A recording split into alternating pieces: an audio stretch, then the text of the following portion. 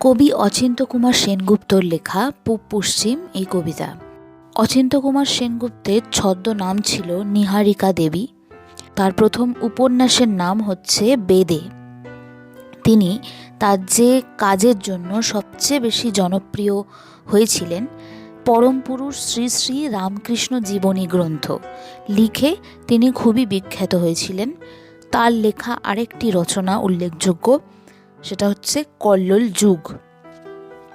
তোমার শীতল লক্ষা আর আমার ময়ূরাক্ষী, তোমার ভৈরব আর আমার রূপনারায়ণ, তোমার কর্ণফুলী আর আমার শিলাবতী, তোমার পায়রা আর আমার পিয়ালি, এক জল এক ঢেউ এক ধারা, একই শীতল অতল অবগাহন, শুভদায়িনী শান্তি। তোমার চোখের আকাশের রোদ আমার চোখের উঠোনে এসে পড়ে, আমার ভাবনার বাতাস তোমার ভাবনার বাগানে ফুল ফোটায়। এই হচ্ছে প্রথম স্ট্যাঞ্জা।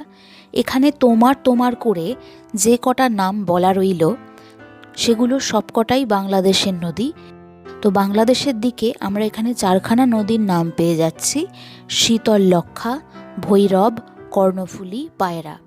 আর ভারতবর্ষের দিকে আমরা যে চারটে নদীর নাম পাচ্ছি: ময়ূরাক্ষী, রূপনারায়ণ, শিলাবতী, পিয়ালি।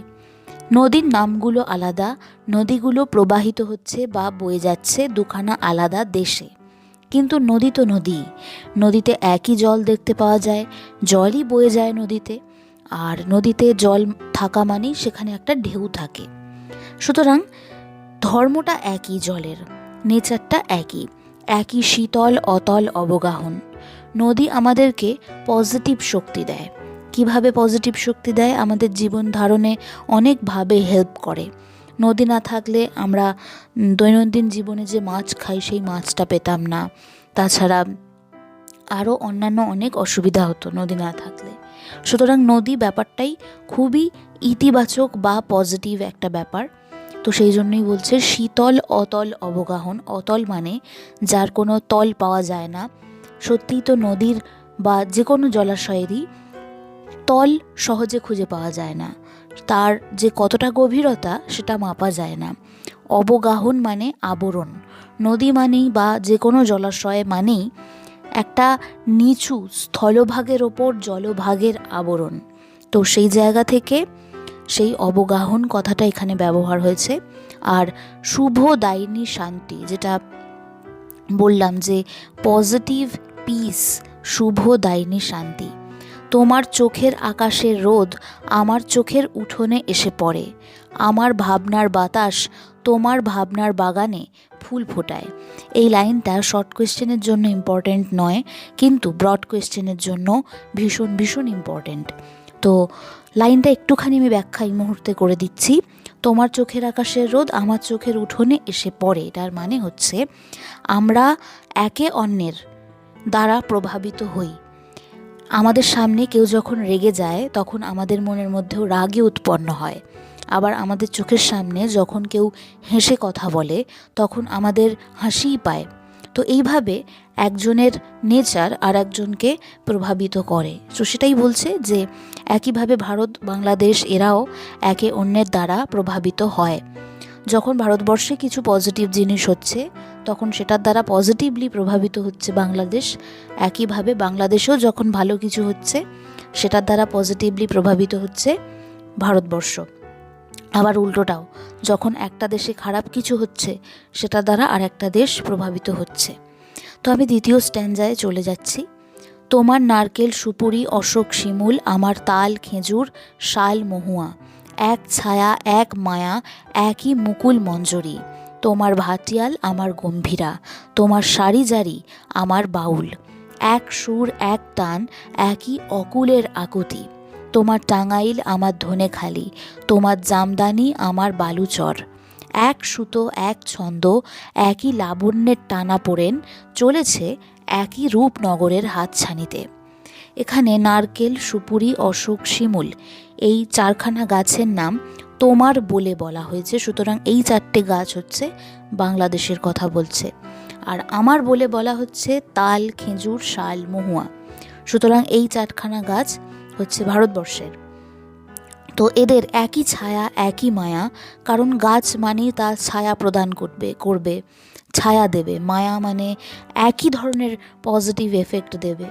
গাছ মানেই হচ্ছে শান্তি, গাছ থাকা মানে সেখানে একটা পজিটিভ ব্যাপার তৈরি হয়ে যায়, তার তলায় আমরা ছায়া পাই, গাছ থেকে আমরা ফল পাই, খাদ্যদ্রব্য পাই, অনেক কিছু পাই, গাছ থেকে ঔষধি জিনিসও তৈরি হয়, নানা ধরনের মেডিসিন পাই। তো সব মিলিয়ে গাছ মানেই একটা পজিটিভ এফেক্ট। আবার একই মুকুল মঞ্জরি, গাছ থাকলেই সেখানে ফুল হবে, ফল হবে, তার কুঁড়ি হবে। তো এই ব্যাপারগুলো সমস্ত গাছের ক্ষেত্রেই তো এক, সুতরাং নাম আলাদা হলে কিছু যায় আসে না। তো প্রথম 3টে লাইন দ্বিতীয় স্ট্যাঞ্জায় কথা হচ্ছে গাছ নিয়ে, তারপরের আবার 3খানা লাইনে কথা হবে গান নিয়ে। তোমার ভাটিয়াল আমার গম্ভীরা, বাংলাদেশের একটা গান হচ্ছে ভাটিয়াল, আর ভারতবর্ষের একটা গান হচ্ছে গম্ভীরা। বাংলাদেশের গানের প্রকার সারি জারি, আর আমাদের হচ্ছে বাউল, ফোক সং যেটাকে আমরা বলি। এই ফোকেরই মতো সারি জারি হচ্ছে মুসলিমদের বা বাংলাদেশে প্রচলিত একটা গানের জনার। ভাটিয়াল সাধারণত যারা মাঝি মাল্লারা হয়, নৌকো চালায় আর কি নদীতে, তারা ওই নৌকো চালানোকালীন যে গানটা গায় তাকে ভাটিয়াল বলা হয়ে থাকে। এটা বাংলাদেশে যেহেতু নদীর সংখ্যা অনেক বেশি, অনেকটা গ্রাম কেন্দ্রিক জীবনযাপনের সংখ্যাটা বেশি, তো সেই জায়গা থেকে ওখানে ভাটিয়াল গানটা হয়ে থাকে। আর আমাদের গম্ভীরা, গম্ভীরা বোঝাই যাচ্ছে নামটা শুনে যে অনেকটা সিরিয়াস মোডের গান। তো গান তার নাম যেরকমই হোক না কেন, গানের জনার বা প্রকার যেরকমই হোক না কেন, গান তো গানই। গানের মূল কাজটা কি না, আমাদের ইমোশনাল যে ফিল্ড, সেই ইমোশনাল ফিল্ডকে অ্যাক্টিভ করা। তো গানে সুর থাকে, সেই ইমোশনাল আকুতিটা থাকে, সেই আবেগটা আমরা গানে পাই। সে যে ধরনের গানই হোক, সুর টান এই ব্যাপারগুলো গানে সেম থাকে। অকুলের আকুতি অর্থাৎ ইমোশনাল একটা আউটবার্স্টের ব্যাপার থাকে। অনেক গান শুনলে আমাদের মুড খুব আপলিফ্ট হয়ে যায়, আবার অনেক গান শুনলে আমাদের মুড খুব নেমে যায়। স্যাড সং সেগুলো শুনলে মুড নেমে যাবে, আবার কোনো পজিটিভ গান শুনলে আমাদের মুড আপলিফ্ট হয়ে যাবে। এটাই গানের ধর্ম, গান মাত্রই এই এফেক্টটা সবাইকে দেয়। তো তারপর হচ্ছে কি না, তারপরে 4খানা লাইনে, শেষ 4খানা লাইন দ্বিতীয় স্ট্যাঞ্জায় বলছে শাড়ির কথা। তোমার টাঙ্গাইল আমার ধনেখালি, 2খানা শাড়ির প্রকার গেল। আবার তোমার জামদানি আমার বালুচর, আবার 2খানা শাড়ি। তো বাংলাদেশের থেকে আমরা এখানে 2খানা শাড়ির নাম পেয়ে যাচ্ছি, টাঙ্গাইল আর জামদানি। আর ভারতবর্ষের ক্ষেত্রে এখানে আমরা ধনেখালি, বালুচর এই দুটো নাম পাচ্ছি। বলছে এক সুতো, এক ছন্দ, একই লাবণ্যের টানা পড়েন। মানে শাড়ি মানেই সুতো, সুতো ব্যাপারটাকে রিদিমিক ওয়েতে নানাভাবে নকশা তৈরি করা হয়, শাড়ির ওপরে কাজ করা হয়। লাবণ্যের টানাপোড়েন মানে গ্ল্যামার। শাড়ি মানেই হচ্ছে একটা গ্ল্যামারাস ব্যাপার, যাতে সেটাকে অত্যন্ত সুন্দর লাগে, যে পরবে, যে পরিধান করবে তাকে যাতে সুন্দর লাগে, এইটাকে মাথায় রেখে একটা শাড়িকে প্রস্তুত করা হয় বা তৈরি করা হয়। অর্থাৎ শাড়ি মাত্রেই তার উদ্দেশ্যটা কি না, মানুষের রূপটা যাতে সুন্দর হয়, সেটাই শাড়ি বানানোর মূল উদ্দেশ্য। তাহলে যে শাড়ির কথাই বলা হোক না কেন, শাড়ি মানেই তারা চলেছে একই রূপনগরের হাতছানিতে। অর্থাৎ তাদের প্রত্যেকেরই কাজ মানুষের রূপকে, যে পরবে, যে নারী বা যে মেয়ে পরবে বা যে মহিলা পরবেন, তাকে সুন্দর করে প্রেজেন্ট করা, তার অঙ্গে উঠে সেই মহিলার আউটফিট বা প্রেজেন্টেশনটা যাতে সুন্দর হয়, এইটা হচ্ছে শাড়ির মূল কাজ। এই গেল 2খানা স্ট্যাঞ্জা। তৃতীয় স্ট্যাঞ্জাটা নিয়ে কথা বলছি। তৃতীয় স্ট্যাঞ্জায় কি বলা রয়েছে, আমরা এক বৃন্তে 2 ফুল, এক মাঠে 2 ফসল, আমাদের খাঁচার ভিতরে একই অচিন পাখির আনাগোনা, আমার দেবতার থানে তুমি বটের ঝুড়িতে সুতো বাঁধো, আমি তোমার পীরের দরগায় চেরাগ জ্বালি, আমার স্তোত্রপাঠ তোমাকে ডাকে, তোমার আজান আমাকে খুঁজে বেড়ায়। তো এটাকে ব্যাখ্যা করা যাবে কিভাবে না, ভারত বাংলাদেশ এককালে একই দেশ ছিল, পরবর্তীকালে একদমই রাজনৈতিক কারণে এই দেশ দুটো দেশটা ভাগ হয়ে 2খানা দেশ তৈরি হয়ে যায়। একটার নাম হয় ভারতবর্ষ আর একটার নাম হয় বাংলাদেশ। তো সেই জায়গা থেকে দেখতে গেলে এরা তো একই দেশ ছিল, অর্থাৎ একই জায়গায় এদের জন্ম হয়েছিল। সময়ের ফেরে এরা বর্তমানে দুখানা দেশ হয়ে গেছে। তো ওই ব্যাপারটাকে ওই জন্য বলা হচ্ছে এটা যেন অনেকটা একই গাছের দুখানা ফুলের মতো। একই মাঠে যদি পার্টিশন করে দুখানা চাষ করা হয়, তাহলে একদিকে ধরে নেওয়া যাক ধানের চাষ হচ্ছে, আর একদিকে গমের চাষ হচ্ছে। এইভাবে একই মাঠে দুখানা ফসলের যেমন চাষ হয়, সেরকমভাবেই ভারত আর বাংলাদেশ এক্সিস্ট করছে। এই গেল ফার্স্ট লাইন। সেকেন্ড লাইন কি না, আমাদের খাঁচার ভেতরে একই অচিন পাখির আনাগোনা। খাঁচার ভিতর এখানে বলতে চাওয়া হচ্ছে আমাদের দেহের ভেতর, পাঁজরের ভেতর।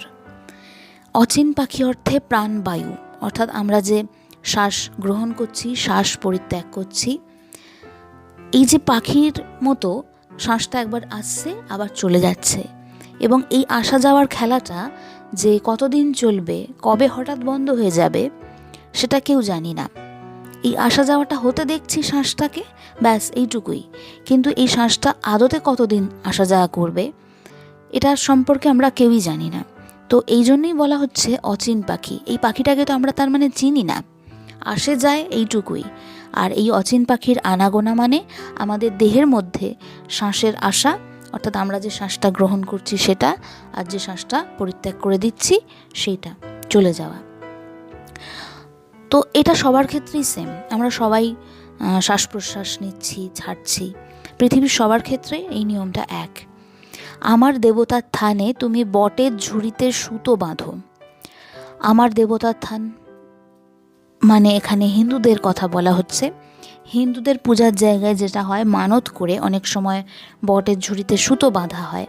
আবার মুসলমানদের যেটা হয় যে তাদের যে পীরের দরগা, অর্থাৎ তাদের যে ঈশ্বর উপাসনা করবার জায়গা, সেখানে কারুর মঙ্গল কামনা করে বা মানত করে চেরাগ জ্বালা, মানে প্রদীপ বা আগুন জাতীয় কোনো জিনিস জ্বালা হয়। চেরাগ মানে আগুন। তো উদ্দেশ্যটা একই, আমরা কারুর মঙ্গল কামনাই করছি, আমরা কিছু না কিছু ঈশ্বরের কাছ থেকে চাইছি, উদ্দেশ্যটা এক, মাধ্যমটা আলাদা। কোথাও গিয়ে বটের ঝুড়িতে সুতো বাঁধছি, আবার অন্য ধর্মের মানুষেরা সেখানে আগুন জ্বালছে।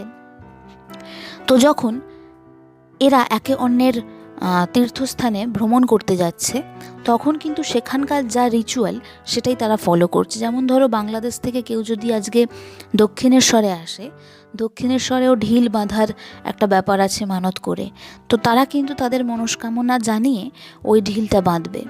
আবার আমরাও যদি বাংলাদেশে যাই এবং সেখানে ঈশ্বর উপাসনা করবার জায়গায় দেখতে পাই যে কারোর মঙ্গল কামনায় বা মানত করে আগুন জ্বালার ব্যবস্থা রয়েছে, সেখানে আবার আমরা কারোর মঙ্গল কামনা করে আগুন জ্বালবো। অর্থাৎ উদ্দেশ্যটা আমাদের এক থাকবে, পথটা বদলে যাবে। সুতরাং কোনো তফাৎ আলটিমেটলি থাকছে না। তারপর লাস্ট দুটো লাইন কি, আমার স্তোত্রপাঠ তোমাকে ডাকে, তোমার আজান আমাকে খুঁজে বেড়ায়। এখানে আমার স্তোত্রপাঠ মানে হিন্দুদের পূজা পদ্ধতির মধ্যে যে মন্ত্রপাঠ, স্তোত্রপাঠের ব্যাপার থাকে, সেটার মূল উদ্দেশ্য থাকে যাতে সার্বিক মঙ্গল কামনা হয়, জাগতিক মঙ্গল কামনা হয়, গোটা পৃথিবীর মঙ্গল কামনা করা হয়। তো এই যে জোরে জোরে নামাজও পড়া হয় মুসলমানদের, তাদেরও ওই এক উদ্দেশ্য থাকে, যাতে সবার মঙ্গল হয়, প্রার্থনাটা সবার হয়ে করা হয়। সুতরাং প্রার্থনা করা অর্থাৎ ঈশ্বরের কাছে মনের কথা জানানো, সকলের ভালোটা চেয়ে নেওয়া, এইটাই উদ্দেশ্য। ধর্ম হিসেবে পথটা আলাদা, কেউ স্তোত্র পাঠ করছে, কেউ আজান পাঠ করছে। এরপর চলে যাচ্ছি তার পরের স্ট্যান্ডায়, আমাদের এক সুখ, এক কান্না, এক পিপাসা, ভূগোলে ইতিহাসে আমরা এক, এক মন, এক মানুষ, এক মাটি, এক মমতা। পরস্পর আমরা পর নই, আমরা পড়শি, আর পড়শি তো আর শির, তুমি সুলতানা আমি অপূর্ব, আমি মেহবুব তুমি শ্যামলী। প্রত্যেকটা মানুষেরই সুখ দুঃখ তৃষ্ণা সব এক।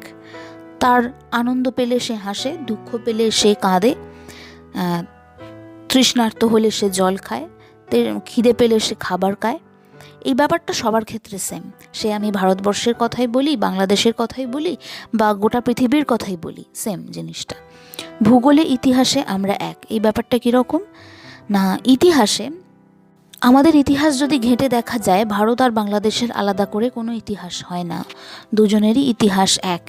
আবার ভূগোল ঘাঁটতে গেলেও দুজনের অবস্থান প্রায় এক। এবং যেহেতু তারা একই জায়গায় অবস্থান করেছে, তাই মানুষগুলো খানিকটা একই রকম, তাদের মনের প্রকার, তাদের যে বেড়ে ওঠা, তাদের যে স্বভাব, তাদের মধ্যেকার যে পোলাইটনেস, মমতা মানে হচ্ছে পোলাইটনেস, মাটি এক মাটি, অর্থাৎ তারা যেহেতু একই জায়গায় জন্মেছে তাই তাদের নেচারটা সেম, তারা একই রকম পোলাইট, তাদের নেচারটা সেম, তারা সহজ সাদাসিধা, এই ব্যাপারগুলোই। তো তাই কবি বলছেন যে আমরা আসলে পর না, আমরা পড়শি। পড়শি কীরকম না, এক বাড়িতে তো থাকে না, পাশাপাশি বাড়িতে থাকে, ফলে সেখানে যতটুকু তফাৎ থাকে এই ভারত বাংলাদেশের মধ্যেও তফাৎটা ততটুকুই। আর পড়শি তো আরশির, আরশির মানে হচ্ছে আয়না। আয়নায় যেরকম আমরা আমাদের রিফ্লেকশন দেখতে পাই, প্রতিচ্ছবি দেখতে পাই, পড়শি আরশির। তো সেটাই বলা হচ্ছে, যখন কারোর সম্পর্কে কিছু খোঁজ নেওয়ার থাকে আমরা সবথেকে বেশি রিলাই করি তার সম্পর্কে, তার নেবার্স তারা কি বলছেন, প্রতিবেশীর মানুষজন কি বলছেন সেই কথাগুলোকে। তাহলে আমাদের আসল স্বরূপ একইভাবে জানা যাচ্ছে প্রতিবেশীর কাছ থেকে। তো ভারত বাংলাদেশের রিলেশনশিপটা অনেকটা ওই পাশাপাশি বাড়ির মতো, পাশাপাশি দেশ অর্থাৎ প্রতিবেশী। তুমি সুলতানা, আমি অপূর্ব, আমি মেহবুব, তুমি শ্যামলী, অর্থাৎ ধর্মের কারণে নামের প্যাটার্নের একটা তফাৎ দেখতে পাওয়া যায়। দেখো বাংলাদেশেও হিন্দুরা আছে, তাদের সেখানেও অনেক নামের এরকম প্যাটার্ন এক্সিস্ট করে, তাদের মধ্যেও পাওয়া যায় শ্যামলী, অপূর্ব এই জাতীয় নাম। আবার আমাদের এখানেও পাওয়া যায় সুলতানা, মেহবুব এই জাতীয় নাম। সুতরাং নামের প্যাটার্নটা খানিকটা আলাদা, বাট দুটো দেশের মধ্যে সেটা এক্সিস্ট করে। এবার চলে যাচ্ছি লাস্ট স্ট্যান্জা, এবং অত্যন্ত ভাইটাল স্ট্যান্জা। আমাদের শত্রু সেই এক যারা আমাদের আস্ত মস্ত সোনার দেশকে খণ্ড খণ্ড করেছে। শত্রু বলতে এখানে ইংরেজদের কথা বলা হয়েছে। 1947 সালে ভারতবর্ষ স্বাধীনতা পায়, ইংরেজ শাসন থেকে মুক্ত হয়, 200 বছরের ইংরেজ শাসন। তার সাথে সাথেই তার কাছে চলে এসেছিল দেশভাগ। তো সেই দেশভাগই তারা ঘটিয়েছিলেন, অর্থাৎ ইংরেজরা ঘটিয়েছিলেন ভয় পেয়ে। কারণ এত বেশি পপুলেশন, এত বড় একটা কান্ট্রি, মানে এত বড় ম্যান পাওয়ার, এই ম্যান পাওয়ারটা তাদেরকে খুবই ভীত করে দিত, আতঙ্কিত করে দিত। তারা কন্ট্রোল করতে পারতো না এত বড় দেশকে, এত বড় পপুলেশনকে। সেই ভয়টা থেকে তারা দেশের মধ্যে ঝামেলা লাগিয়ে দিল, তাদের মানুষের মধ্যে ঝামেলা লাগিয়ে দিল। হিন্দুদের কাছে গিয়ে বলল যে মুসলিমরা তোমাদের সম্পর্কে খারাপ কথা বলছে, আবার মুসলিমদের কাছে গিয়ে বলল হিন্দুরা তোমাদের সম্পর্কে খারাপ কথা বলছে। ফলে দুখানা দল তৈরি হয়ে গেল। এই দুখানা দলের মধ্যে ঝামেলা পাকিয়ে দিয়ে দুখানা দেশ তারা ভাগ করে দিতে পারল। তো এটাই বলছে যে তারা তাদের নিজস্ব উদ্দেশ্য সফল করার জন্য আস্ত মস্ত সোনার দেশকে খণ্ড খণ্ড করেছে। যারা আমাদের রাখতে চায় বিচ্ছিন্ন করে, বিরূপ করে, বিমুখ করে, মোট কথা আলাদা করে। বিচ্ছিন্ন করে দেয়া, আলাদা করে দেয়া, বিরূপ করে দেয়া মানে যাতে একে অন্যের মতের সাথে মিল না হয়। আর বিমুখ করে দেয়া মানে একটা দেশ অন্য দেশকে দেখতে না পারে, সহ্য করতে না পারে। কিন্তু কবির বক্তব্য, নদীর দুর্বার জলকে বাঁধবে কে? নদীর জল যেরকম তাকে যেমন বাঁধা যায় না, তেমনি ভারত বাংলাদেশের মধ্যেকার যে বন্ডিং তাকেও বাঁধা যাবে না। কে রুখবে বাতাসের অবাধ স্রোত? বাতাসের যে অবাধ স্রোত, অর্থাৎ বাতাসকেও তো আটকানো যায় না কোনো কিছু দিয়ে, তো সেই রকম ভারত বাংলাদেশের বন্ডিংটাকেও আটকানো যাবে না। কে মুছে দেবে আমাদের মুখের ভাষা, আমাদের রক্তের কবিতা? আমাদের ভাষাটা তো সেম, বাংলা ভাষা, আমাদের রক্তের কবিতাও সেম, অর্থাৎ আমাদের যে কবি সাহিত্যিক তারা একই। রবীন্দ্রনাথ, নজরুল, আরও নানা যত গুণী ব্যক্তি আছেন তারা ভারত বাংলাদেশ উভয় দেশেরই মানুষ, এবং তারা দুখানা দেশের সাথেই একইভাবে যুক্ত। আমাদের হৃদয়ের গভীর গুঞ্জন, অর্থাৎ আমাদের হৃদয়ের এক্সপ্রেশন, আমাদের মনের কথাগুলোই তো সাহিত্য, কাজেই সেই ব্যাপারগুলো একই। তুমি আমার ভাষা বলো, আমি আনন্দকে দেখি, আমি তোমার ভাষা বলি, তুমি আশ্চর্যকে দেখো। অর্থাৎ দুখানা পাশাপাশি দেশ একই ভাষায় কথা বলে, এটা সহজে খুঁজে পাওয়া যায় না। একমাত্র ভারত আর বাংলাদেশ এই দুখানা দেশই রয়েছে যেখানে দুখানা দেশেই বাংলা ভাষা সমানভাবে প্রাধান্য পায়। তো এইটা একটা বিশাল বড় আশ্চর্যের ব্যাপার। তাই আমরা যখন দেখতে পাই যে পাশের একটা দেশের মানুষ তারাও বাংলা ভাষায় কথা বলছে, তখন আমরা আনন্দিত হই। একইভাবে সেখানে আশ্চর্যকেও আমরা দেখতে পাই, যে অদ্ভুত ব্যাপার, দুখানা আলাদা দেশ অথচ ভাষাটা এক। আশ্চর্যের ব্যাপারও বটে। এই ভাষায় আমাদের আনন্দে আশ্চর্যে সাক্ষাৎকার। কার সাধ্য অমৃত দীপিত সূর্য চন্দ্রকে কেড়ে নেবে আকাশ থেকে?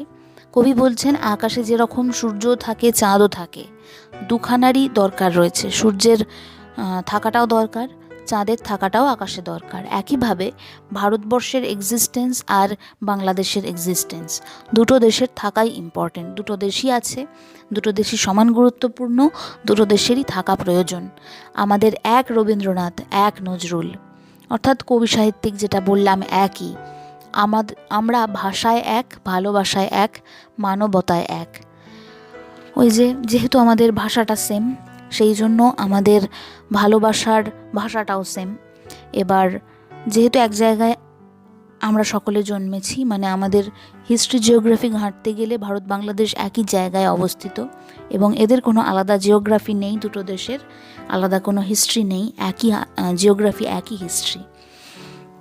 অর্থাৎ অতীতে এক ছিল বলে এদের মধ্যেকার মানবতার, ধর্ম, ভালোবাসার প্রকার সবই সেম। বিনা সুতোয় রাখি বন্ধনের কারিগর, কোনো সুতো নেই কিন্তু তবুও ভাই ভাই সম্পর্ক।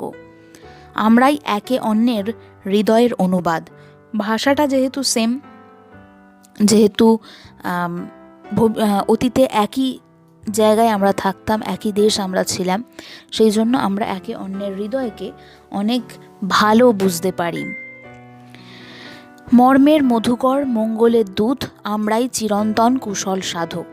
মর্মের মধুকর মানে কারুর ভালো অত্যন্ত মন থেকে চাওয়াকে বলা হয় মর্মের মধুকর।